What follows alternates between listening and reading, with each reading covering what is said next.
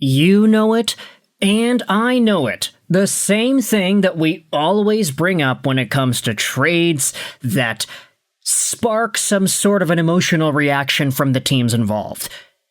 If the fans of the teams looking at a trade idea feel the same way, then the trade is fair. If both teams' fans like it, then yeah, okay, fair. But if both teams' fans do not like it, still fair. That's how it works, man.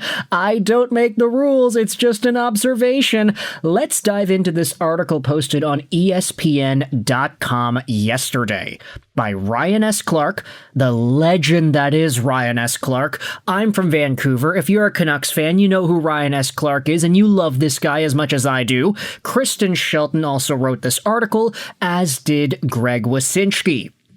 Here are trades that the ESPN crew would like to see during the 2026 NHL off-season.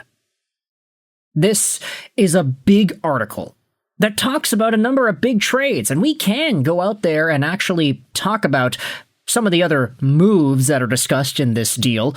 But I wanted to talk about the very first trade proposal that was highlighted in this trades we'd like to see in the 2026 NHL off-season article. Let's start things out with the Florida Panthers and the Detroit Red Wings. The trade proposal goes as follows. The Florida Panthers would acquire Dylan Larkin and the 2026 7th-round pick from Calgary. In exchange, the Detroit Red Wings would acquire Anton Lundell, Mackie Samoskevich, and a 2026 second-round pick from the Washington Capitals. Now, before we actually dive into this trade idea itself, let's talk about the reaction. Because as we had mentioned off the hop, if both teams' fans are not liking it, it's a lot more fair than you would think. Florida Panthers fans are saying, no thank you to this trade idea. Bill Zito ain't trading Anton Lundell. Lundell will probably be a Panther for life. LOL, no chance. Hey Frank. He's saying nope. I'm literally on a hike right now, and I started laughing. In no reality does Lundell move. Lundell is the Florida Panthers' future captain. Meanwhile, you have Detroit Red Wings fans going out there and responding to the same trade idea. The panic I had looking at the graph before I read your title. That is terrible. Same man, I know the organization is playing poker with mirrored sunglasses in this one, but I expect they'll tell Larkin to lace his skates in September and try to deal at the deadline if there is nothing worth having. See if that list of teams magically widens as the season progresses. Another reply says, no, Bugs Bunny. Everyone on the Panthers sub is saying the same thing. Goes to show how everyone overvalues their own players. What is my name? Jack says, yeah, I think this is actually almost fair. Just add a 5th with the 7th rounder going to Florida and swap the 2nd with the 1st going to Detroit. But ultimately, this sentiment is the biggest tell that we can get from this discourse. Red Wings fans are saying that this trade idea is terrible. So are Panthers fans. So where does the truth lie? Probably somewhere in the middle. The Florida Panthers acquiring Dylan Larkin obviously would be a pretty big move when you consider the fact that Larkin has been in this publicly reported trade situation. He wants out. He doesn't want to be a Red Wing. He only has 3 teams available to him: Florida, Vegas, Minnesota.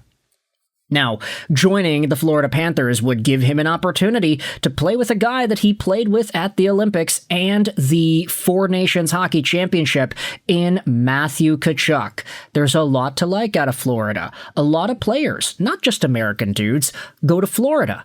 Claude Giroux went to Florida. Vladimir Tarasenko went to Florida. Brad Marchand went to Florida. A lot of these guys went to Florida, and guess what? They won Stanley Cups. Dylan Larkin could do the same thing. Meanwhile, coming over to the Detroit Red Wings in this hypothetical trade, Anton Lundell is a guy that Panthers fans are, justifiably so, very high on. You know how a few years ago we were talking about Jesperi Kotkaniemi coming into the NHL and being like, yeah, that guy's going to be the next Barkov? Well, that unfortunately did not happen. You know who is likely going to be the next Barkov, though? Anton Lundell.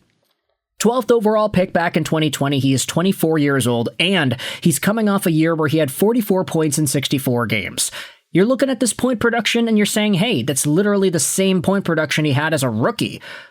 Well, here's the thing about that. His playoff production has increased over the years.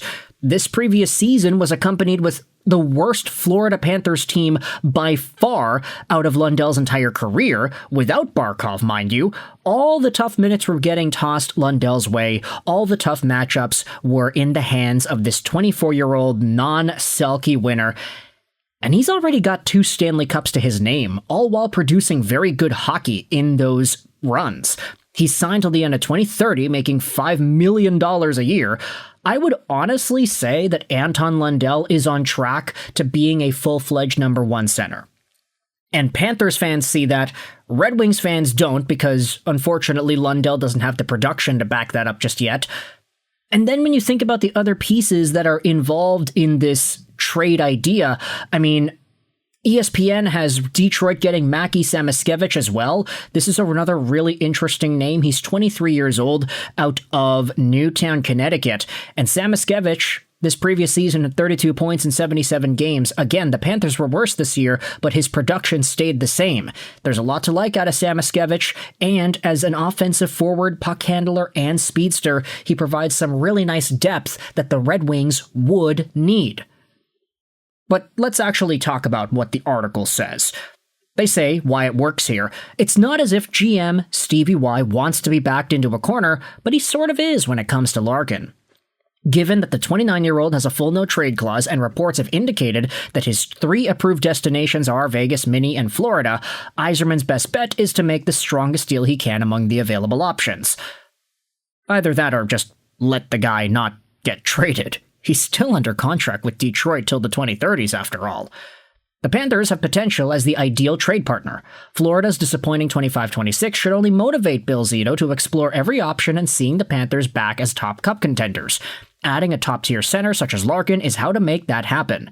Florida floundered in 25-26 without Barkov, who was injured before the regular season and didn't play because of ACL and MCL tears, which only highlighted how the Panthers could stand to bolster their center depth. Larkin wouldn't come cheap, but Florida does have picks and players available to swap.